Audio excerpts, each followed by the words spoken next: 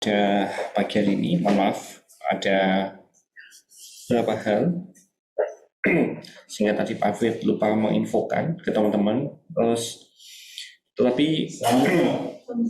Pak Afid harap untuk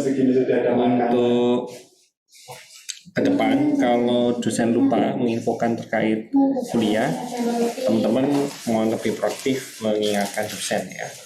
Karena kalau perkuliahannya tidak berlangsung sesuai dengan jadwal, nanti kemungkinan akan juga berdampak di hal yang lain. Oke, rekan-rekan, seperti yang sudah saya sampaikan pada pertemuan sebelumnya, bahwa hari ini kita akan masuk di putaran terakhir dengan Pak Afid. Sedangkan setelah UTS nanti rekan-rekan akan bersama Pak Munidian ya. Oke, saya akan share dulu.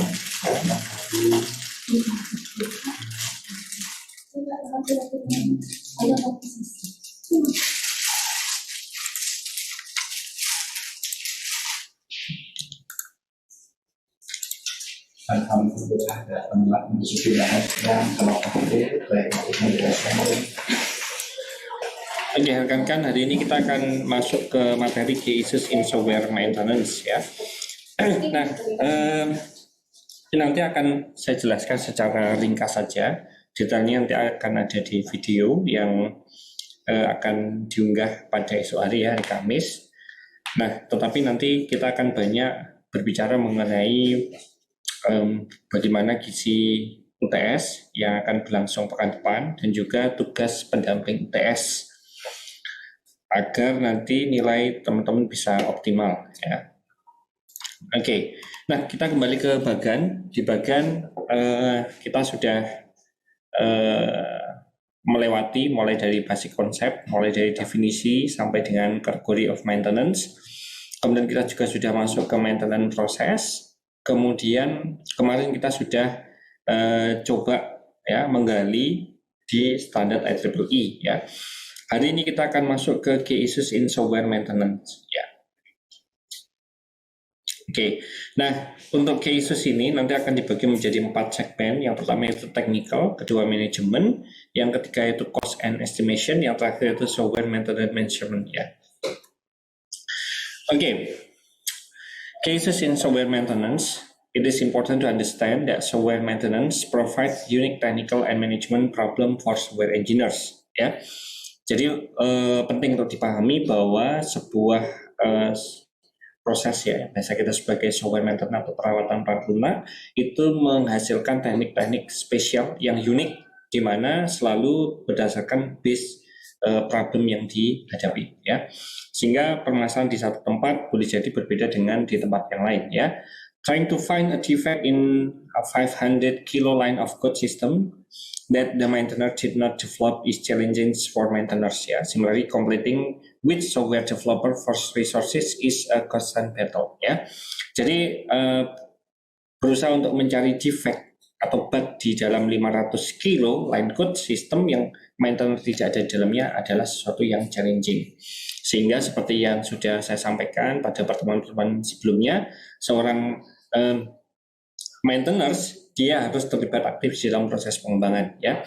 Yang ketiga, planning for a future release while coding the next release and the sending out emergency patch for the current release is also a challenge ya.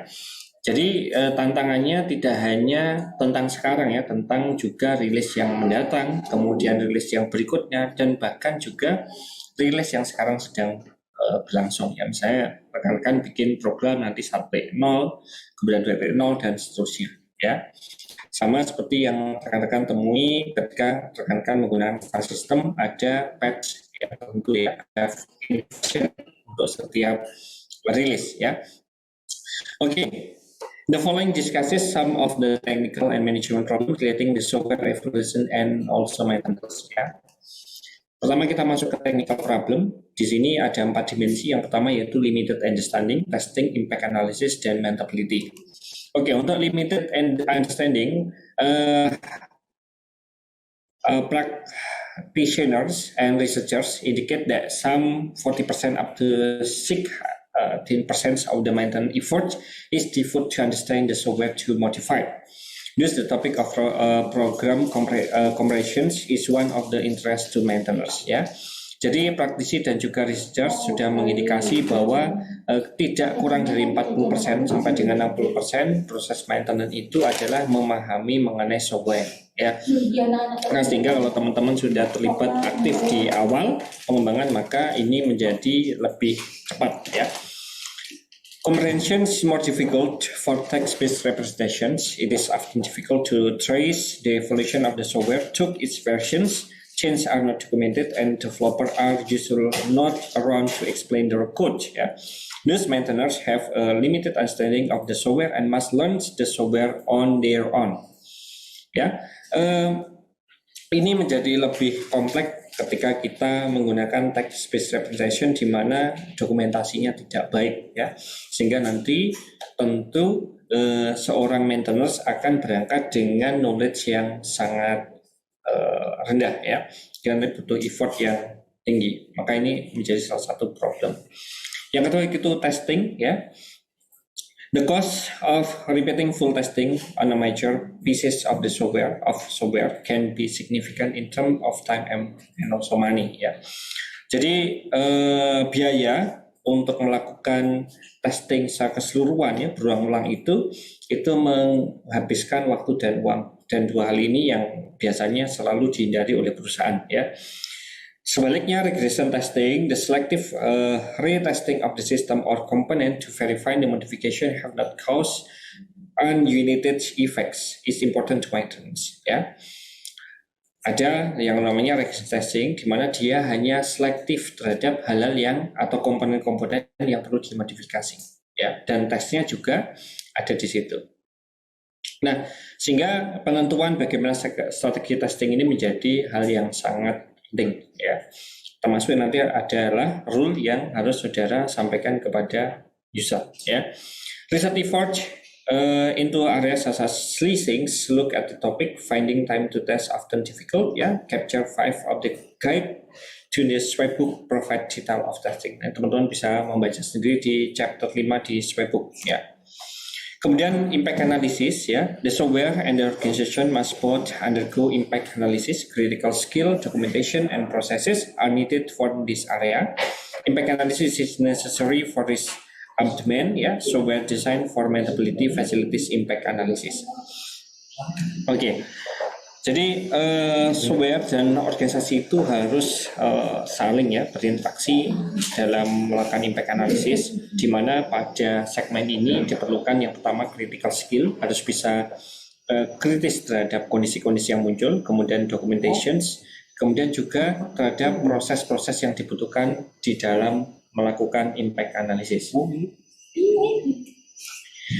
Kemudian maintainability, ya. The IEEE Computer Society, ya, IEEE 610.12, ya, define maintainability as the ease with which software can be maintained, enhanced, adapted, or corrected to satisfy specific requirements. Ya.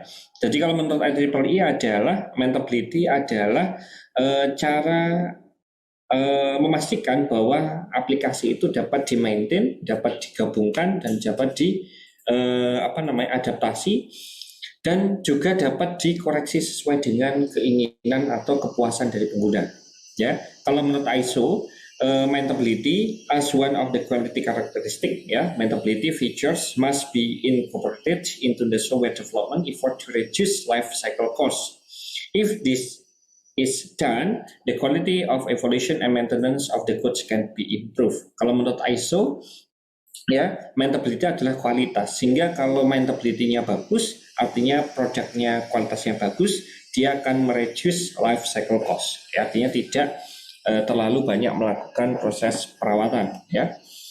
Nah, maintainability is often a problem in maintenance because maintainability is not incorporated into the software development processes. Ya, documentation is lacking, and program compression is difficult. Ya, tapi terkadang ternyata maintainability ini menjadi permasalahan tersendiri karena kadang maintainability tidak muncul bersamaan dengan proses pengembangan. Kemudian juga ada kemungkinan dokumentasi yang tidak lengkap dan juga ada permasalahan untuk melakukan comprehension. Ya.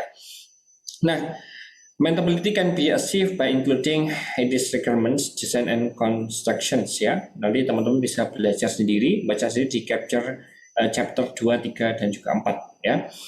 Maintainability can be enhanced by defining code standards, ya, documentation standard, and standard test tools in the software development parts of the life cycle. Jadi untuk mengakalinya adalah menggunakan standar, ya, coding standard, documentation standard, dan juga test tool yang standar. Oke, selanjutnya kita masuk ke manajemen. Di manajemen akan dibagi menjadi 4 segmen, yaitu alignment with organization issues, staffing, process issues, dan juga organizational aspect of maintenance. Ya. Untuk yang terakhir nanti akan dibagi menjadi 3, yaitu the maintenance sendiri, outsourcing, dan juga organization structure. Yang pertama itu alignment with organization issues, ya, Jovan and Thayer, ya, dalam publikasinya dia mengatakan relate that return on investment is not clear with maintenance. Thus, there is a constant struggle to obtain resources. Ya. Jadi menurut Jovan dan juga Thayer di dalam publikasinya bahwa ROI tidak begitu jelas bisa dilihat dari maintenance. Ya.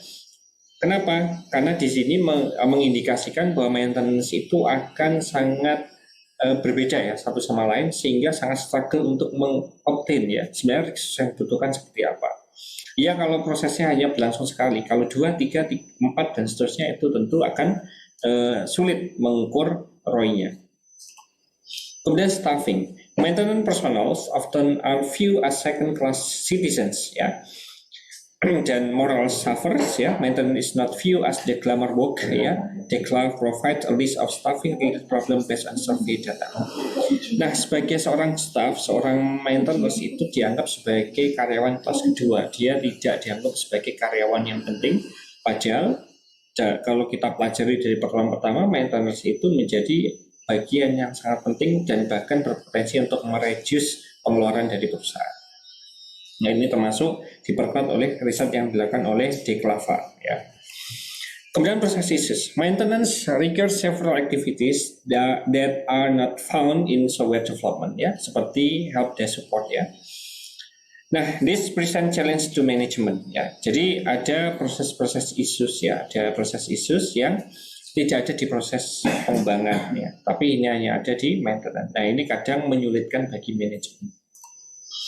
Nah, kemudian kita masuk ke organizational aspect of maintenance ya. The team that develop the software is not always used to maintain the system once it's operational ya.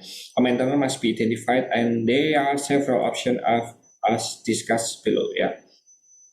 Nah, jadi kita langsung masuk ke segmennya ya. Kita masuk ke maintenance. Often a separated team or maintenance is employed to ensure that the system run properly and evolves to satisfy changing needs of the users ya. Kadang tim yang terpisah ya atau maintenance itu dibayar atau direkrut untuk memastikan bahwa sistem dapat berjalan secara proper atau bagus ya, dan juga dapat menangkap atau mengambil kepuasan dari user ya terhadap perubahan yang diinginkan. There are many pros and cons to having the original developer or a separated team maintains the software. Yeah. That decision should be made by case basis. Ya. Jadi kembali lagi bahwa ini harus dibuat case by case basis karena pada dasarnya untuk setiap kasus akan sangat unik atau berbeda-beda. Oke. Kemudian outsourcing. Outsourcing of maintenance is becoming a major industry. Large corporations are outsourcing entire operations including software maintenance ya. Jadi kalau teman-teman pernah dengar soal outsourcing memang sekarang sudah ngetren ya. Kalau teman-teman main ke industri maka teman-teman akan lihat di situ ada security outsourcing, bahkan ada salah satu perusahaan yang memang menyediakan outsource untuk security. Kemudian sekarang kita ada KTI yang itu juga bisa kita anggap sebagai outsource ya. Jadi bisa mensupport aplikasi yang saudara buat ya dengan tim mereka, atau juga ada beberapa platform yang memang menyediakan outsource mulai dari helpdesk dan lain sebagainya untuk mendukung bisnis teman-teman.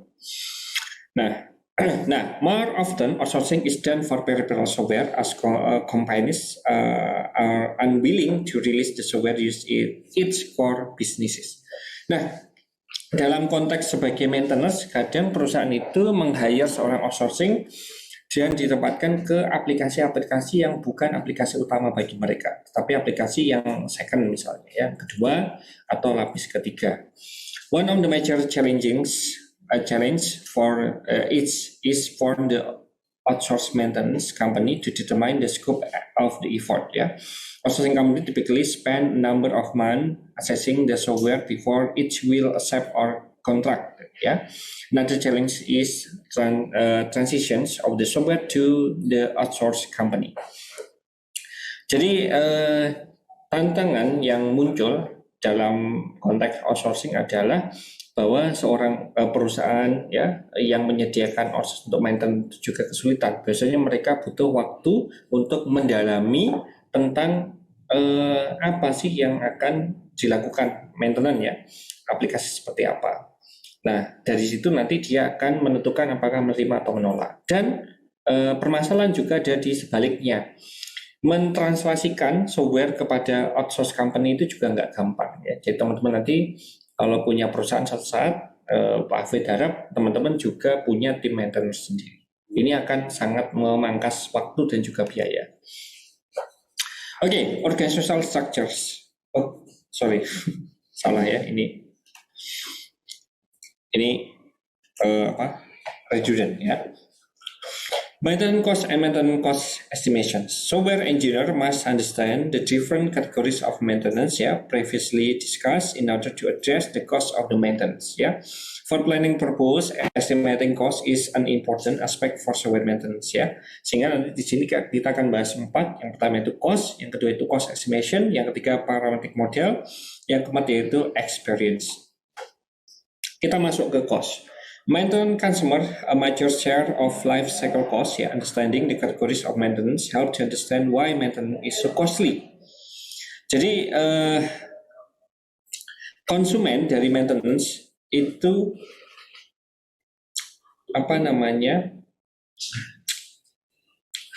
share the life cycle cost pemahaman terhadap kategori di dalam maintenance itu dapat membantu memahamkan kepada mereka kenapa maintenance itu menjadi sangat mahal ya. Seperti yang kita sampaikan pada pertemuan sebelumnya bahwa proses maintenance mirip dengan proses pengembangan ya, tetapi yang berbeda adalah hanya initial stage-nya saja ya. Nah, also understanding the factor that influence the maintainability of the system can help to contain cost ya. Menurut Pak Flicker ya dalam publikasinya addresses some of technical and technical effort affecting matter. Nah, teman-teman bisa membaca ya publikasi dari Pak Flicker. Oke, kemudian impact analysis identifies all system and system product affected by the change request and develop an estimate of the resources need to accomplish the change ya. Jadi impact analysis digunakan untuk mengidentifikasi keseluruhan dari sistem untuk menjawab ya perubahan yang diinginkan oleh pengguna. Okay, it performs after a change request enter the CM processes. It is used to concern with the cost estimation technique discussed ya below ya. Nah, cost estimations. Maintenance cost estimation are affected by many technical and non-technical factors. Primarily approach to cost estimation including use of the parametrics model and experience. More often a combination of this is used to estimate cost ya. Jadi untuk biaya ini memang dalam prakteknya banyak menggunakan pengalaman ya dan juga model-model yang sudah pernah dilakukan ya. Tapi lebih seringnya adalah kombinasi ya. Jadi dikombinasikan antara modelnya ya dan juga experience-nya menjadi satu. Oke. Kemudian parametric model. One of the work in the area of parametric model for estimating was performed by Wim. Kemudian ada Jojomo atau delivered from construction cost module, ya. Put the software life cycle and the quantitative life cycle relationship into the hierarchy of software cost estimation models, ya. Of significance is that data from the project is needed in order to use the model. Yang menurut Jones, discuss all aspects of estimating cost, including function point, and provide a detailed chapter on the maintenance estimating. Ya, teman-teman bisa lihat di chapter 8. Jadi di sini ada pendekatannya ya teman-teman. Kalau tadi teman-teman dijelaskan hanya cost model ya, parametric model, maka di sini ada beberapa pendekatan. Teman-teman salah satunya bisa menggunakan model COCOMO ya. Kemudian experience should be used to augment data from parametric module, sound judgment, reason, and work breakdown structure, educated guesses, and use of empirical or historical data are several approach. Yeah. Clearly, the best approach to maintenance estimation is to use empirical data and also experience. That data should be provided as a result of the measurements program. In practice, cost estimation relies much more on experience than parametric model. The Software Engineering Institute has conducted research into performing cost estimation based on the historical data. Ya, kalau tadi disampaikan bahwa yang bagus penggabungan, tetapi dalam prakteknya ternyata bahwa experience itu menjadi lebih dominan ya digunakan daripada parametric model. Kemudian software maintenance measurement ya. Software lifecycle cost, outgoing and strategy for maintenance is needed. Software measurement need to be part of the strategy. Menurut Pak Grandi dan juga Caswell ya dalam publikasinya, dia mendiskusikan establishing a corporate wide software measurement program. Teman-teman bisa mencari ini ya. Okay, the practical software and system measurement or PSM ya project describe and issue different measurement program. Teman-teman bisa lihat di www.psmsc.com ya, yang digunakan oleh banyak organisasi dan juga praktikal ya. Kemudian software measures are vital for software process improvement, but the process must be measurable. Additional discussions on measurement is contained a chapter H11 di dalam Swaybook ya, teman-teman bisa membaca sendiri.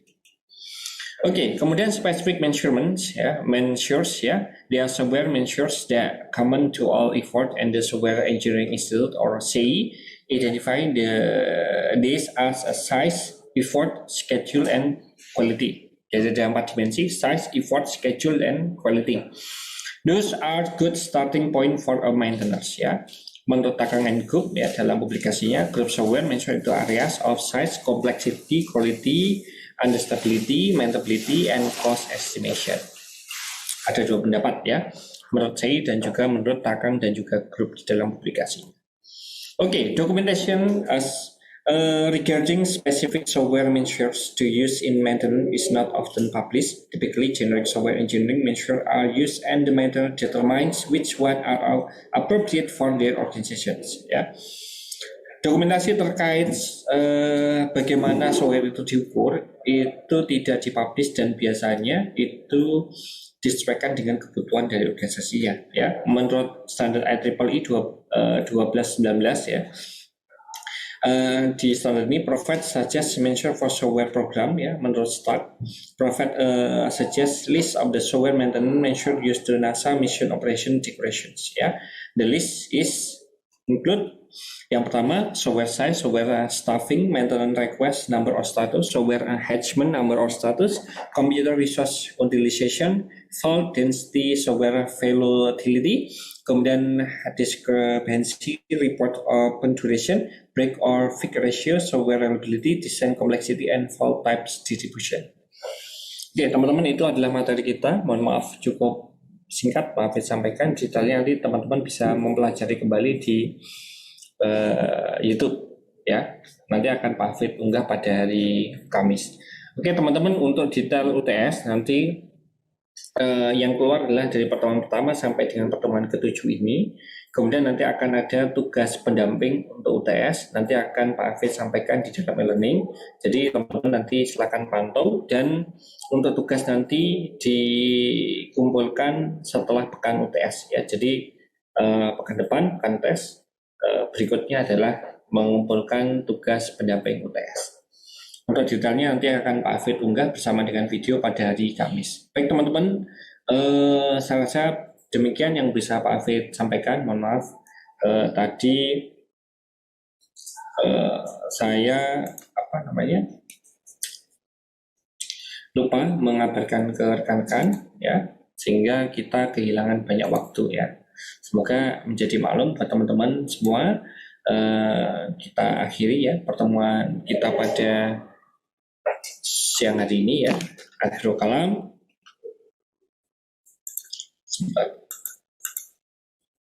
Assalamualaikum warahmatullahi wabarakatuh. Waalaikumsalam warahmatullahi wabarakatuh. Terima kasih, Pak. Terima kasih, Pak.